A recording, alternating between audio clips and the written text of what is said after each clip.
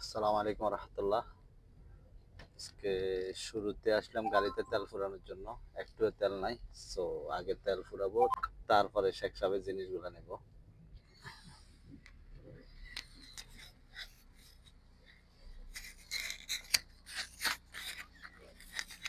রাত কি এখন ছোট গেছে না?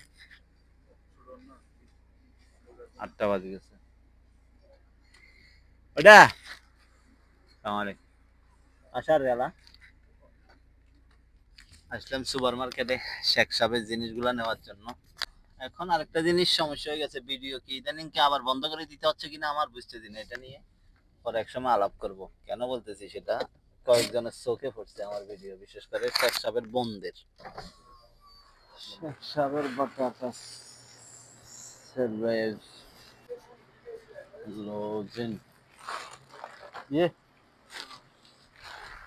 লাইব্রেরিতে বসের মেয়ের কিছু জিনিস আছে, ওগুলো নেব।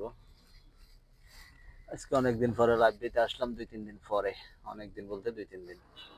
লাইব্রেরিতে যাওয়ার আগে শেখ সাহেব বলতেছে শেখ সাহেবের জন্য শর্মা গুলো নিয়ে আসতে। অর্ডার দেওয়া আছে, জাস্ট নিয়ে আসবো।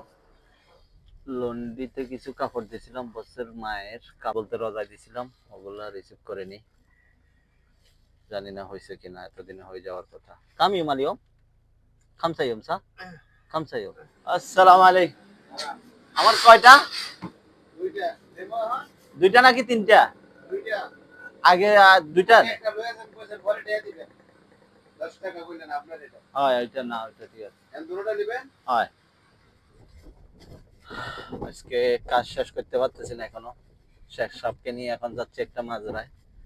মাজরা যাচ্ছে, মাজরা বলতে এখানে মুরগির ফার্ম আছে, ওইখানে ডিম বিক্রি করে।